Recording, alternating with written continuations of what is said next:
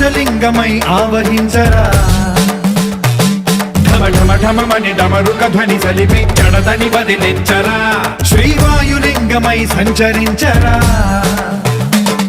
అణువణువున తన తనువున నిలిచి చలనమే కలిగించరా భస్మం చేసే అసురునే అగ్నిలింగమై